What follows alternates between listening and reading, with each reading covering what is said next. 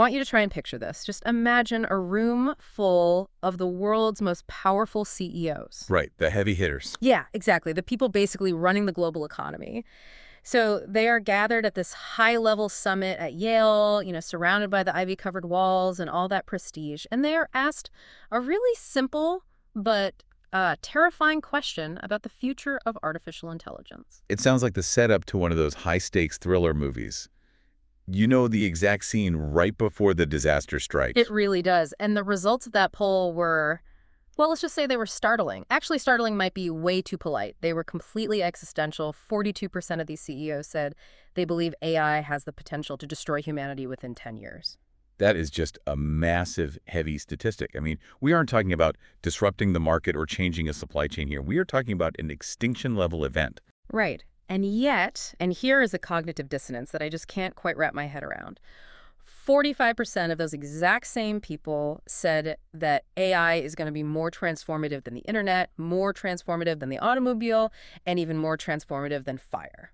That is the ultimate provocation right there. Yeah. We are standing on the edge of something massive. It's this weird mix of thinking this might literally kill us, but also this is going to be incredibly profitable until it does. Exactly. So naturally, the question we have to ask you, the listener, right now is this.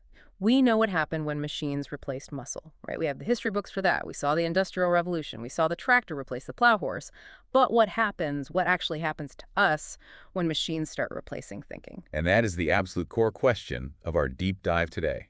We are exploring a source that tackles this exact anxiety head-on. It's a concept laid out by Joseph E. Aoun called robot proof. And before you think, oh, a deep dive on higher education or academic theory, that sounds super dry and I'm not in college anymore, let me just stop you right there. Because this isn't really about college at all. This is a survival guide for your career. It absolutely is. Yeah. Aoun is the president of Northeastern University, and what he's basically written is a blueprint for how to keep your job and really your humanity when the algorithms come for your cubicle. Exactly. The promise of this discussion is to move you from a place of fear, that 42% doom and gloom statistic, to a place of total mastery. We are going to look at why the standard advice you always hear at dinner parties, like just learn to code, might actually be the exact wrong focus. Which I think is going to surprise a lot of people. Yeah. Because everyone says you need to be a programmer to survive. They really do. But we're going to show you what skill you actually need instead to become truly robot-proof. So let's dive in. To understand where we are going, I feel like we really have to look back first. You brought up the Industrial Revolution earlier. Right, because context is everything here. If you go back to the early 19th century, you have the Luddites. Now, people use that term today to mean someone who just hates technology, like your uncle who refused to get a smartphone and still uses a flip phone from 2004. Yeah, the guy's smashing his TV because he can't find the remote. Exactly. But historically, that's actually a smear campaign. The Luddites were highly skilled artisans. They were weavers and textile workers who had spent years, decades even, mastering a very specific craft. They weren't smashing machines because they hated the abstract concept of technology. They smashed them because those machines were rendering their years of training obsolete overnight. Precisely. They were economically rational actors. They saw the writing on the wall. We moved from an agrarian economy where muscle and endurance were the main things that mattered to an industrial one where operating a machine was what mattered. Then in the 20th century, we shifted again from the factory floor to the office part. We moved into the knowledge economy. And that is where most of us have been living very comfortably for the last few decades. We get degrees, we sit at our desks, we process information, we are knowledge workers. But here is the kicker, and this is where it gets interesting. The source material argues that the knowledge economy is over. It's ending. We are entering the AI age. And in this age, just knowing things, just having information stored in your head is no longer a competitive advantage at all. Because the machine just knows more than you do. And it can process it faster, it's cheaper, and it never needs a coffee break or a mental health day. Aoun describes this moment using a really great Greek concept called kairos. Kairos, I love this word. It feels very heavy. It is heavy. The Greeks basically had two distinct words for time. Chronos, which is just your standard sequential time, tick-tock, tick-tock, and kairos, which refers to a critical, opportune moment. A moment in time when the entire frame of reference shifts. It's a time of metamorphosis. A huge tipping point. Exactly. The old gods are essentially being replaced by new ones. And if you don't recognize that you are living in a Kairos moment, you just get left behind. You keep playing by the old rules while the game itself is completely changed. So our goal today is to help you recognize that shift. We want to move you from a fear mindset, like the Luddite trying to smash the loom, to a reinvention mindset. Correct. We want you to be the one designing the new fabric, not the one desperately trying to break the machinery. Okay, so let's get into the scary part first. Section 1, the threat. Why is pure knowledge not enough anymore? I want to bring up this fantastic analogy from the source material about London taxi Ah, drivers. yes, the legendary knowledge with a capital K.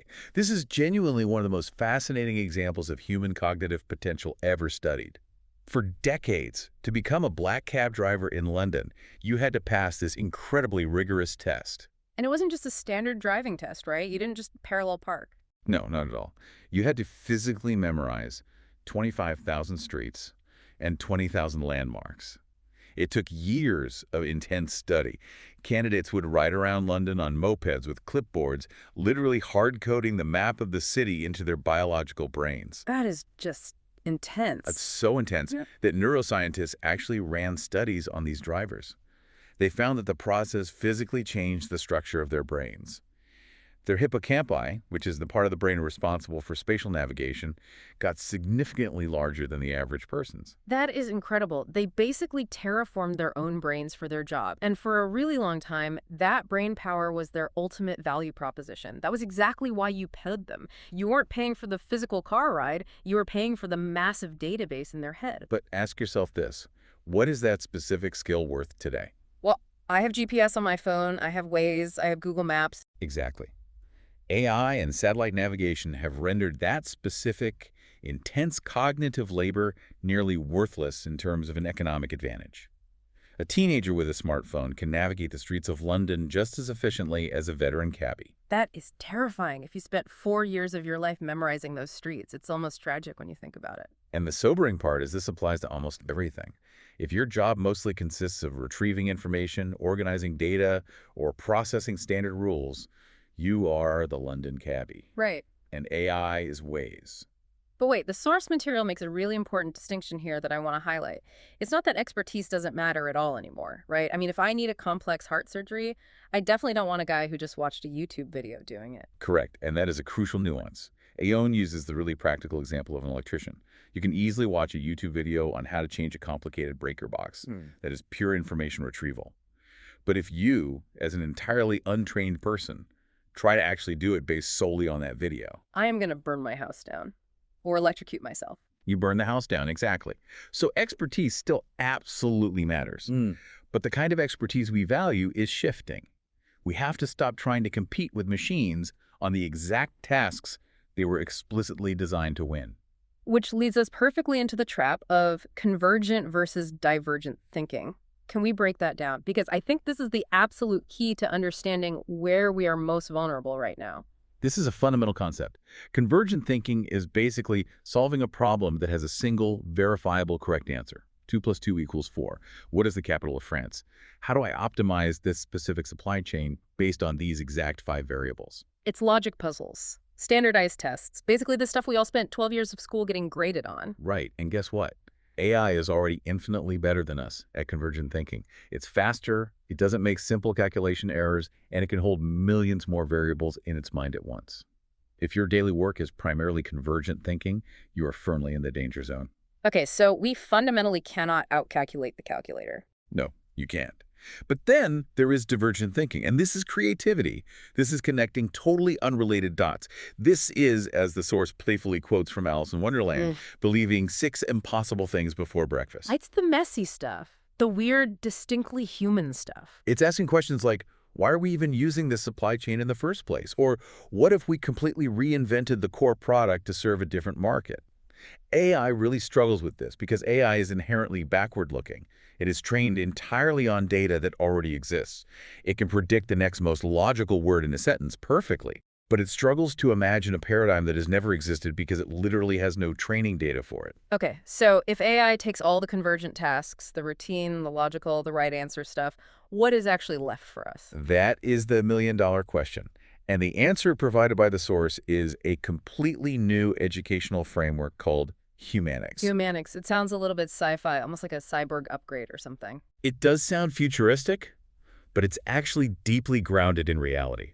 It's the intentional integration of three specific literacies. If you want to be truly robot-proof, you need to master these three distinct areas. Okay, let's unpack them for the listener. Literacy number one is technological literacy. Now, earlier in the intro, we teased that learning to code might be the wrong focus. Explain that, because I feel like everyone listening has been told for the last decade, learn Python or die. So often when people hear the phrase technological literacy, they immediately panic and think, oh no, I need to become a full-stack software engineer. I need to understand complex syntax and write scripts. Right, learn to code is the standard default advice for surviving the future. But Aoun argues that for the vast majority of us, we do not need to be the ones building the engine from scratch. We just need to be the ones who deeply understand how to drive the car.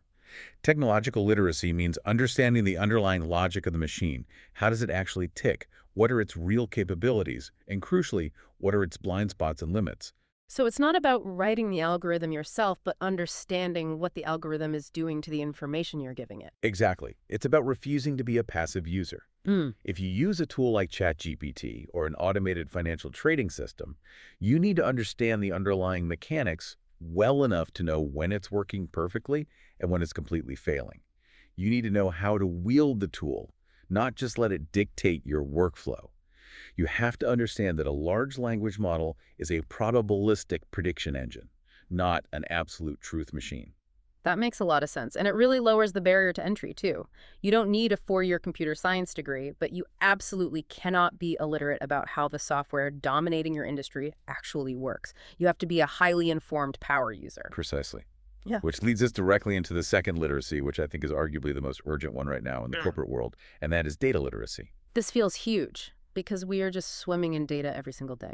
We are practically drowning in it, and AI is generating more of it every millisecond. Data literacy is the ability to read, to analyze, and this is the most important part, to deeply question the data you are handed. Question it. Why is that the vital part? Because humans have this dangerous tendency to blindly trust the machine. Psychologists call it automation bias. If a computer prints out a sleep report or generates a beautiful chart, we instinctively treat it as objective, infallible truth. But we know for a fact that AI hallucinations are a very real problem. Oh, right. The source mentioned the Google Bard launch. That was a massive public disaster. Yes, it is a perfect example of why data literacy is non-negotiable. Google was doing a highly publicized demo of their new AI Bard, and it confidently claimed that the James Webb Space Telescope took the very first picture of a planet outside our solar system. And because it's Google and it's a machine, it sounded incredibly authoritative. It sounded completely factual. It was written in perfect, confident English, but it was just dead wrong. That specific astronomical milestone actually happened years earlier with a completely different telescope. Now, if you lack data literacy, you just look at that output, accept it as a confirmed fact, and move on. You make subsequent decisions based on a total fabrication. Aoun argues that in the AI age, humans must step up to become the verifiers. We need to be the ones who look at the output and say, wait a minute, does this actually make sense? So the machine churns out the raw material at lightning speed, but the human has to be the sharp-eyed editor, the ultimate bullshit detector. Exactly. Having a highly calibrated bullshit detector is a critical 21st century career skill. You need to be able to look at a data visualization and say, wait, these axes are heavily misleading, or this underlying data set is clearly biased. Okay, so we have technological literacy, which is knowing the machine, and data literacy, which is checking the machine's work. What is the third one? The third one is the anchor for everything else, human literacy. Which honestly sounds a bit vague at first glance. What does that actually mean in practice? Just be a good person. It means aggressively doubling down on the things that millions of years of biological evolution gave us that silicon chips simply do not possess. Empathy, cultural agility, grace under pressure, the nuanced ability to read the unspoken dynamics of a room. The classic soft skills. Right, but Aoun actually hates the term soft skills. He thinks it totally diminishes their value. He argues these are actually the power skills of the future. Just think about it for a second. An AI can analyze a 50-page legal contract in 3 seconds. It can find every single liability loophole. But can that AI sit across a table and successfully negotiate that contract with a nervous client who is deeply worried about their family's legacy? Can it convince a burned-out team to enthusiastically adopt a highly risky new strategy when company morale is at rock bottom? No. That requires deeply understanding human emotion, reading subtext, and tapping into complex motivations. Exactly. Human literacy is ultimately about connection. As Aoun puts it, we are fundamentally social animals. Our greatest evolutionary superpower is our unique ability to cooperate and communicate on a massive scale.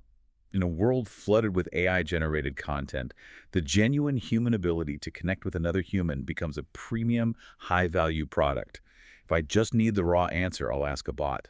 I don't need you. But if I need to feel understood or reassured before taking a big financial risk, I absolutely need a human being. I really love that framing. So we have the what down. We have the three literacies: technology, data, and humanity. But the source material also gets into the how. It talks extensively about building specific cognitive capacities. Right. These are essentially the mental muscles you need to build and train to actually use those literacies. Right. Alan breaks them down into a mental architecture. You have your core capacities, your catalytic capacities, and your creative capacities. Let's touch on the catalytic ones for a minute, because I thought that specific word was really interesting. Catalytic, like a catalyst in chemistry, making things react and happen. Yes, these are capacities like having a high comfort level with risk and navigating sheer ambiguity. Computers absolutely hate ambiguity. They despise it. An algorithm fundamentally requires a clear, defined input to give you a clear, optimized outcome. If you feed it a messy, gray area ethical dilemma with no perfect solution, it either crashes, throws an error, or just spits out a totally generic non-answer. But humans, we thrive in the gray areas. We are uniquely capable of making tough judgment calls when the data is totally incomplete. We can take a calculated risk based on a gut hunch or past experience. So if you are currently in a job where you are mostly just strictly following a prescribed checklist, you are directly competing with the machine. But if you are in a role where your main value is navigating chaos and uncertainty, You are actively robot-proofing yourself. You're doing something the machine cannot simulate. and then there is the creative capacity, specifically opportunity recognition. Opportunity recognition is massive. It's the ability to look at a complicated problem and not just see a roadblock, but actually see a hidden chance to invent something entirely new. AI solves the specific problems you assign to it. Humans are the ones who find the compelling problems worth solving in the first place. That is a huge distinction. AI provides the answers, but humans have to ask the right questions. Perfectly put. Okay, so this all sounds fantastic in theory. I need to be tech literate, data savvy, culturally agile, comfortable with risk, and highly creative. Sign me up today. But here is the massive snag. How do you actually go about learning this stuff? Because you can't just casually read a textbook on risk taking, right? You can't just highlight chapter 1, how to be brave, and suddenly you're brave. You really can't. And this is exactly where Aoun throws a massive wrench into the traditional university model. He argues that most traditional schools, and honestly most corporate training programs too, are going about teaching this all wrong. Because they're still just lecturing at people. Because they are entirely relying on simple information transmission. But you absolutely cannot learn cultural agility from a static PowerPoint presentation. You cannot master complex negotiation from a multiple-choice quiz on a Friday afternoon. You could learn the academic theory about it, sure, but you can't actually learn how to do it in real time. So what is the alternative? How do we wire our brains for this?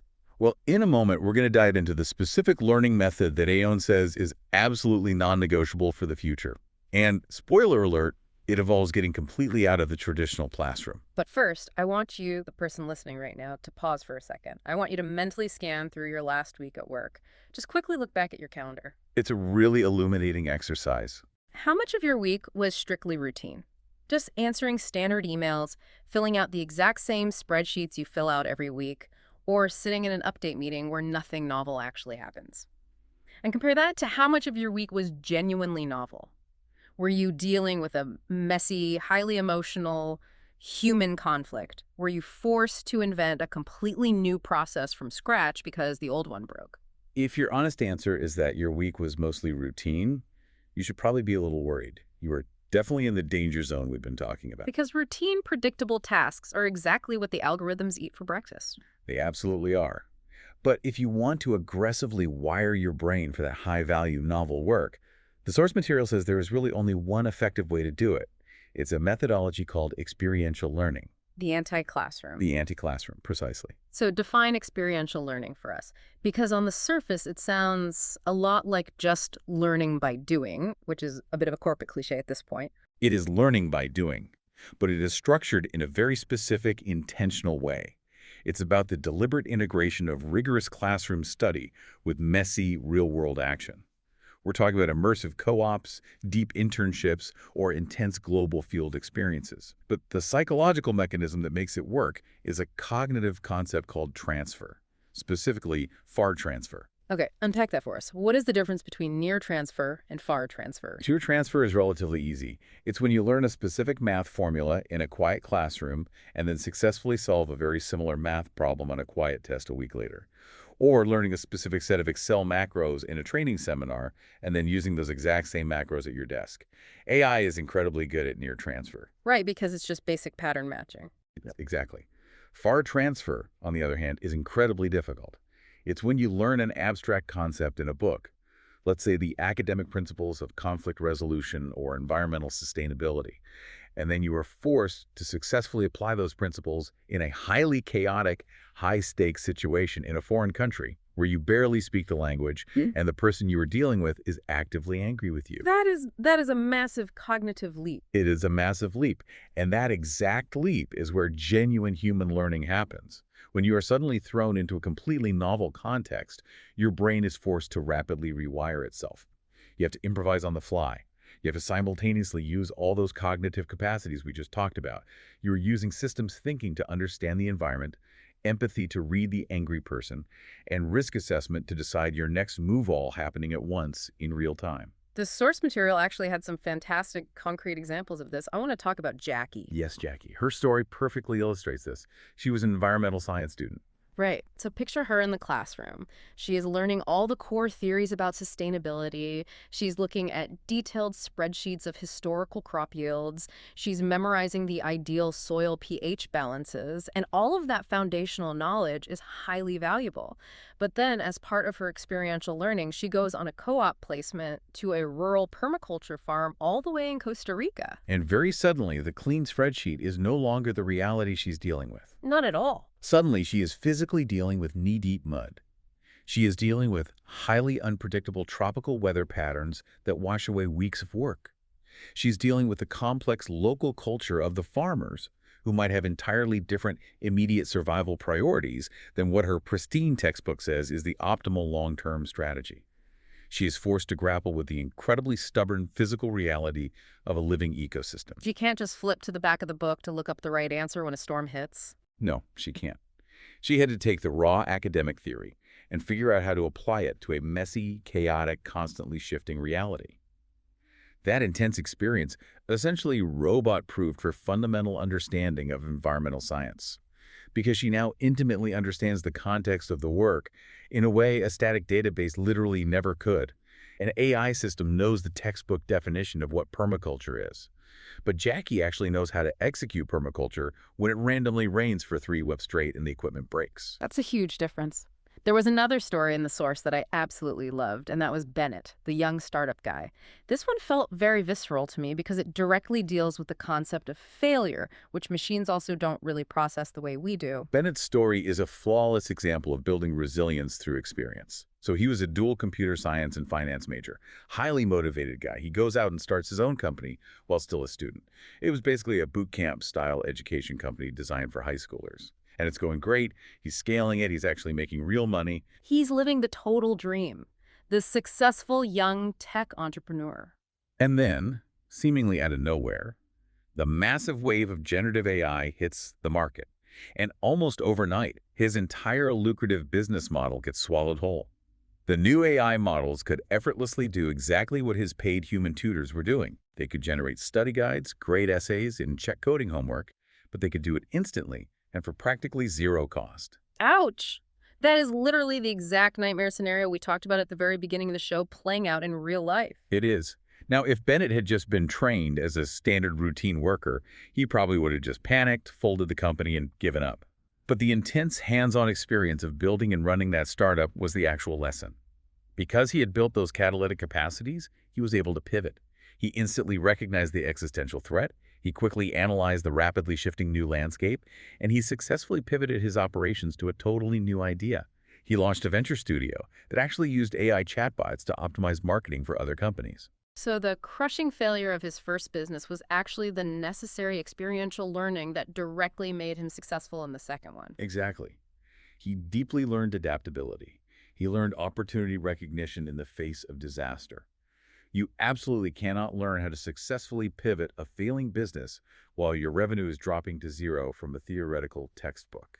You have to viscerally feel that panic, manage your own psychology, and actively overcome it. That is human literacy and catalytic capacity in pure action. That is the comfort with risk we were talking about earlier. It's tested in the fire. And this brings up a really crucial point about the future role of universities. Aoun strongly argues that universities need to radically change. They have to stop just being isolated ivory towers handing down theory and start acting as dynamic nodes in a global network. Their primary job should be facilitating these messy, real-world experiences, not just lecturing about them in a vacuum. Okay, so we've extensively talked about what to learn. That's humanics. And we've talked about how to learn it through experiential learning. But there is one massive foundational shift left to cover.